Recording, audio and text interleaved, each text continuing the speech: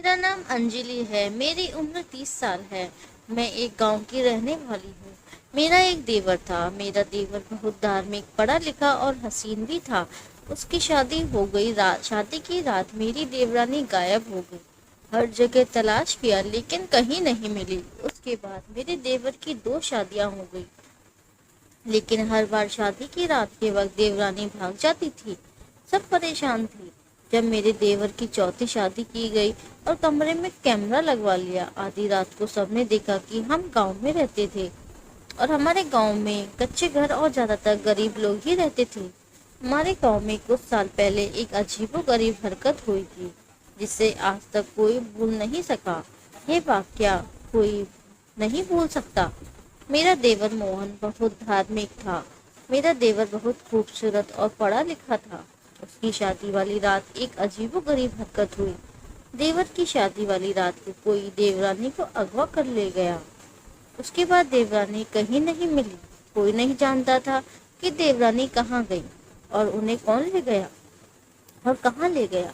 گھر والوں نے اور دیور نے رو رو کر صبر کر لیا۔ اس حرکت کو 2 سال گزر گئے اور اب سب گھر والوں نے دیور کی دوسری شادی کرنے کا فیصلہ کیا اور دیور کی شادی ایک شیوانی نام کی لڑکی سے ہوئی۔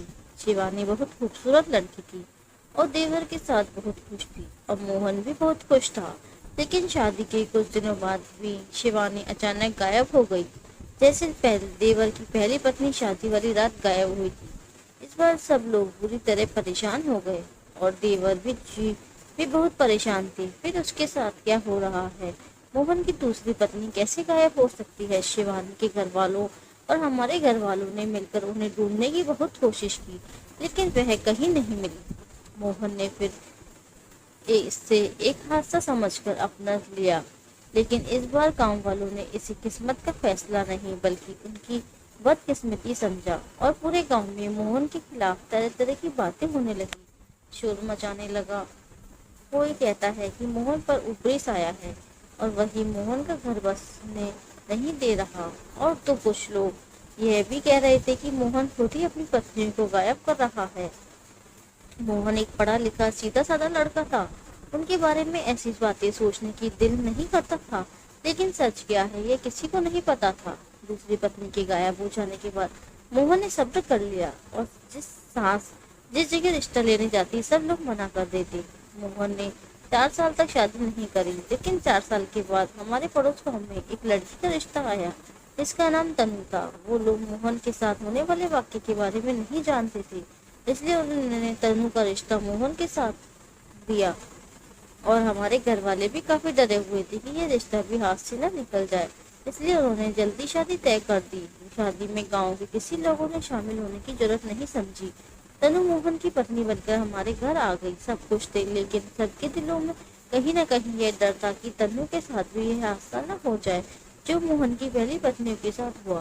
تنو بہت خوبصورت اور سلجھی ہوئی لڑکی تھی۔ اس نے موہن اور سب کو دل سے اپنا لیا، لیکن شادی کے 2 مہینے بعد ان کے کمرے میں سے ایک چیخ سنائی دی۔ جب سب گھر والے دوڑ کر کمرے میں گئے تو وہاں پر تنو نہیں تھی۔ اس کے بعد تنو غائب ہو گئی اور کہیں نہیں ملی۔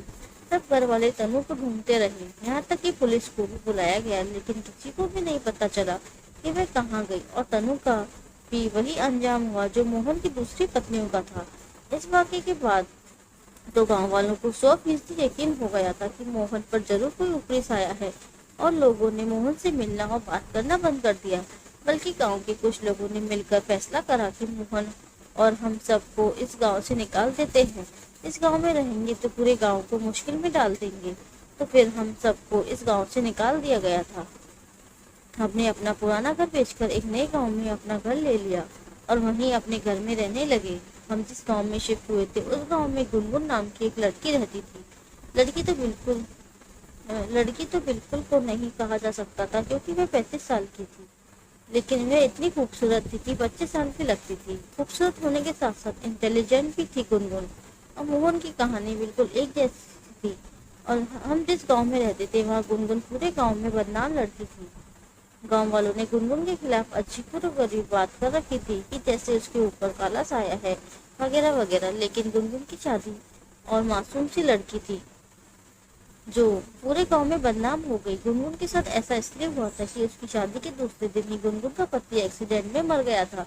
वह विधवा होकर अपने घर आ गई। इस वाक्य के बाद लोगों ने इसे मशहूर कर दिया कि गुनगुन मनहूस और उसकी मनहूसियत की वजह से उसका पति इस दुनिया से चला गया। 1-2 महीने यह बात करने के बाद उसके बारे में यह बात करनाल गांव के वालों ने बंद कर दी थी। उसके बाद गुनगुन के घर वालों ने उसकी शादी एक बहुत अमीर घर के लड़के से कर दी, लेकिन किस्मत को शायद यह भी मंजूर नहीं था और उसका दूसरा पति दिमाग की नस फटने से मर गया। गुनगुन बेचारी एक बार विधवा होकर अपने घर आ गई। इस बार गांव वालों ने उनको माफ नहीं किया। लोगों ने उल्टी सीधी बातें बनाना शुरू कर दी और बेचारी गुनगुन के लिए जिंदगी मुश्किल कर दी। वह बहुत मॉडर्न और आजाद ख्याल की लड़की थी और इस सब को अपना कसूरवार नहीं समझती थी। उस बेचारे का कोई कसूर नहीं था। जिंदगी मौत तो भगवान के हाथ में होती है। उस वक्त तो कम से कम मैं गुनगुन के बारे में यही सोचती थी। इस वाक्य को 5 साल गुजर गए। फिर बहुत देर बाद, बहुत दिनों बाद उनके लिए कोई रिश्ता नहीं आया। फिर अचानक एक दूसरे गांव से उसके लिए रिश्ता आया और गुनगुन के घर वालों ने फौरन हाँ कर दी कि गांव वालों की बातों की वजह से ये रिश्ता भी हाथ से ना निकल जाए। फिर एक बार गुनगुन की शादी हो गई। यह उनकी तीसरी शादी थी। गुनगुन पूरे गांव में ज्यादा मशहूर थी, इसलिए मुझे आए दिन गुनगुन के किस्से सुनने को मिलते रहते थे। जब भी गुनगुन के बारे में सोचती थी तो मुझे उससे हमदर्दी होती है। जो भी कुछ हो रहा था उसे गुनगुन का कोई असर नहीं था। शायद किस्मत में यही लिखा था। एक बार फिर वही हुआ जो होता आ रहा है था। गुनगुन का तीसरा पति भी करंट लगने की वजह से मर गया और गुनगुन फिर एक बार विधवा का दाग लेकर अपने मम्मी पापा के घर आ गई। इस हादसे के बाद गांव वाले भी गुनगुन से दूर रहने लगे। जहाँ भी गुनगुन को देखते गली बदल देते। यहाँ तक कि घूम घूम के अपने भाई बहन, अपने माँ बाप भी गुनगुन को मनहूस समझने लगे। जिस तरह सब गांव वालों को मोहन के बारे में ये लगता था कि वह खुद अपनी पत्नी को गायब करता है, इसी तरह गुनगुन के बारे में भी सबको यही लगता है कि वह खुद अपनी पत्नियों को कत्ल कर रही है। हमारे घर वाले, जो कि इस गांव में नहीं थे, इसलिए गुनगुन के बारे में ज्यादा कुछ नहीं जानते थे। बस इतना जानते थे कि गुनगुन के 3 पतियों की डेथ हो गई है। हमें भी अपने देवर की शादी कहीं न कहीं तो करनी थी, इसलिए हमारे साथ ससुर मोहन का रिश्ता लेकर उनके घर गए।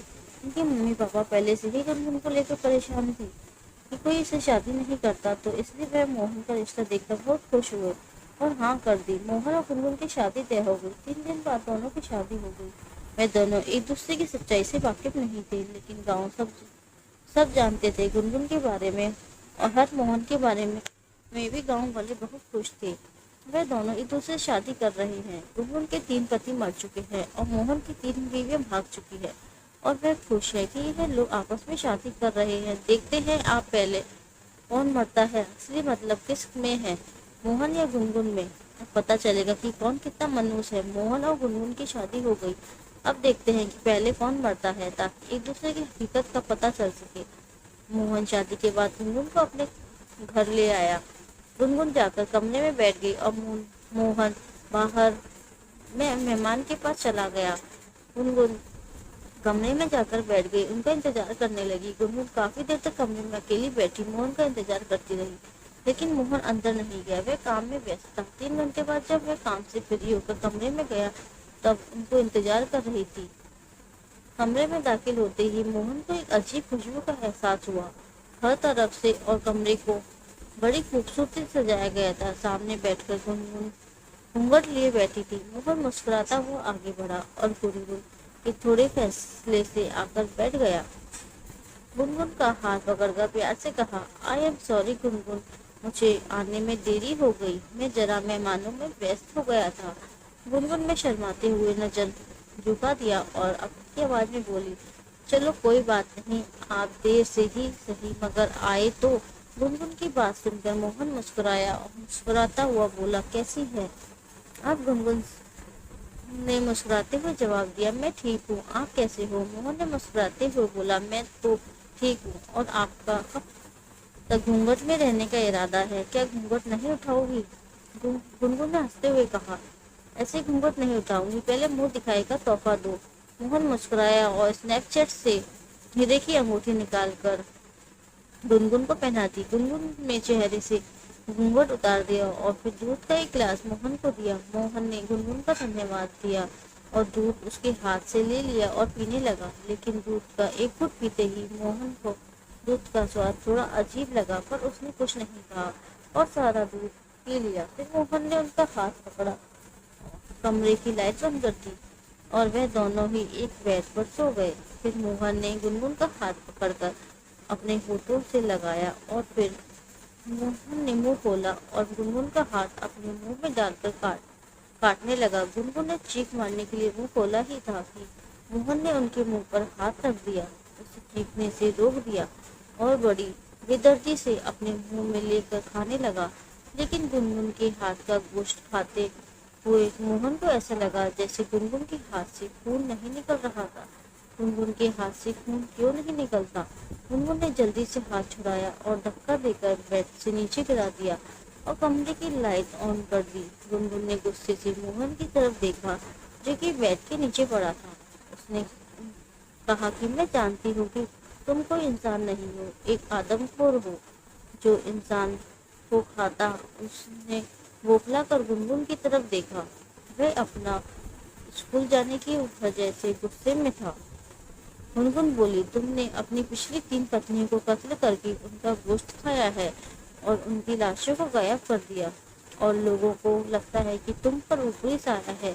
तुम्हें क्या लगता है तुम मेरा भी गोश्त खाओगे? मोहन ने है रास्ते गुनगुन की तरफ देखा जो हंसते हुए उनकी तरफ देख रही थी। फिर मोहन ने बकलाते हुए पूछा, तुम कौन हो और मेरे बारे में कैसे जानती हो? गुनगुन घूरते हुए मोहन की तरफ देखा और कहने लगी थी, तुम सोच भी नहीं सकते कि मैं कौन हूँ, और अगर तुम्हें पता चल जाए तो मैं कौन हूँ तुम यहाँ रहने के काबिल नहीं रहोगी। मोहन गुनगुन की बात सुनकर हैरान हुआ और काटते हुए बोला, तुम्हारे जिस्म से खून क्यों नहीं निकल रहा? देखो गुनगुन, मैं जानता हूँ तुम कोई इंसान नहीं हो, सच सच बताओ तुम कौन हो? गुनगुन जोर जोर से हंसने लगी। फिर उसने कहा, तुमने ठीक सोचा, मैं कोई इंसान नहीं हूँ, मैं एक चुड़ैल हूँ और आज तुम एक चुड़ैल के हाथों अपनी जिंदगी खत्म करने वाले हो। आज तक तुमने अपनी तीनों पत्नियों को मारा है, लेकिन अफसोस आज तुम्हारी छोटी पत्नी के हाथों तुम्हारा कत्ल हो जाएगा। और फिर आहिस्ता आहिस्ता गुनगुन का रंग बदलने लगा। वह एक खूबसूरत लड़की से एक चुड़ैल का रूप ले चुकी थी।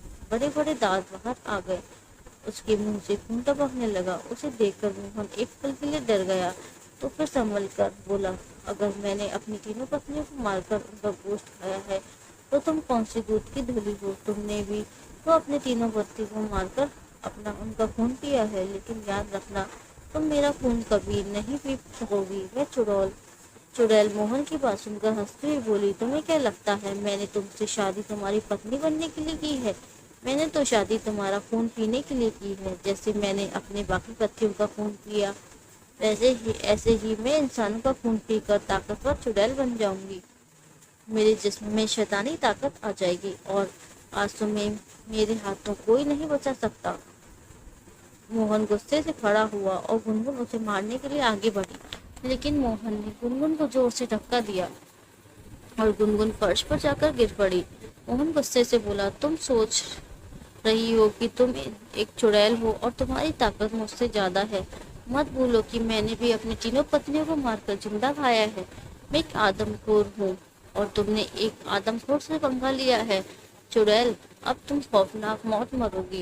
ये कहकर मोहन ने चुड़ैल के बाल पकड़े। वह चुड़ैल अपने लंबे लंबे नाखून मोहन पर मारने लगी। वह दोनों बुरी तरह से लड़ रहे थे। फिर मोहन ने चुड़ैल को जोर से धक्का दिया, पर उस चुड़ैल ने जब उठाकर मोहन को मारा, मोहन से फ्री होकर फर्श पर गिर पड़ा और वह चुड़ैल लंबे लंबे नाखूनों के साथ मोहन की तरफ बढ़ी और मोहन के जिस्म पर बैठ गई। फिर उस चुड़ैल ने अपने दांत मोहन के पेट पर रख लिए और मोहन को काटने लगी। मोहन ने एक जोरदार चीख मारी और चुड़ैल के बाल पकड़ लिया और हिम्मत करके खड़े हुए और उस चुड़ैल को मारने लगे। और फिर मोहन ने उसे पकड़ा और बेड पर गिराया और उसने अपने दांत चुड़ैल की गर्दन पर रखे और चुड़ैल को काटने लगा। उस चुड़ैल ने खुद को छुड़ाने की कोशिश की और मोहन का हाथ पकड़ के अपने मुंह में लिया और काटने लगी। चुड़ैल ने इतनी जोर से मोहन का हाथ काटा कि मोहन का हाथ जिस्म से अलग होकर गिर गया। मोहन और चुड़ैल 1 घंटे तक एक दूसरे से लड़ते रहे और एक दूसरे को मारते रहे। कभी मोहन उस चुड़ैल को काटता तो कभी वह चुड़ैल मोहन को मारने लगती। वह दोनों आपस में लड़ते रहे। लड़ते लड़ते दोनों थक गए। मोहन ने आखिरी में कैंची उठाकर उस चुड़ैल के सर पर मारी और वह चुड़ैल वही तड़प तड़प कर मर गई। मोहन लड़ते लड़ते खुद भी थक चुके थे, इसलिए खुद भी वहां गिर पड़े। मोहन के जिस्म से हर तरफ खून निकल रहा था और उनके अंदर इतनी ताकत नहीं थी कि वह खून को रोक पाते। यह किसी को आवाज देकर कमरे में बुलाता। देखते ही देखते सबसे ज्यादा खून बहने की वजह से वह मर गया। वे दोनों आदमखोर और चुड़ैल उसी कमरे में पड़े रहे। अगली सुबह घर वालों को उनकी लाश मिली, लेकिन गांव वालों की आदमखोर और चुड़ैल से जान छूट गई। ये हमारे गांव का सबसे भयानक और अजीबोगरीब वाक़या था, जिसे आज तक नहीं भुलाया जा सका। और आज हम भी आदमखोर और चुड़ैल की ये कहानी सुनकर हैरान होते हैं। लेकिन यह पूरी कहानी सुनने के बाद आप लोग यह सोच रहे हैं कि वह दोनों जब कमरे में लड़ते रहे तो गांव वालों को इस बात का कैसे पता चला, क्योंकि वह दोनों मर गए थे। जाहिर है उन दोनों में से किसी ने तो इस बात का नहीं बताया होगा। दोस्तों, दरअसल गांव वालों ने मिलकर गुनगुन और मोहन के कमरे में सीसीटीवी कैमरे लगवा दिए थे, ताकि पूरे गांव को उन दोनों की हकीकत पता चल सके। उन दोनों की लड़ाई और सारी बातों की रिकॉर्डिंग हो गई थी, इसलिए उन दोनों की कहानी पूरी दुनिया को पता चल गई। दोस्तों, उम्मीद करती हूँ आपको हमारी कहानी पसंद आई होगी। तो वीडियो को लाइक कर और चैनल पर नए हैं तो चैनल को सब्सक्राइब करें। हाँ, और नोटिफिकेशन बेल को जरूर दबाएं, ताकि अगली वीडियो अपडेट सबसे पहले आपको मिले। थैंक यू दोस्तों।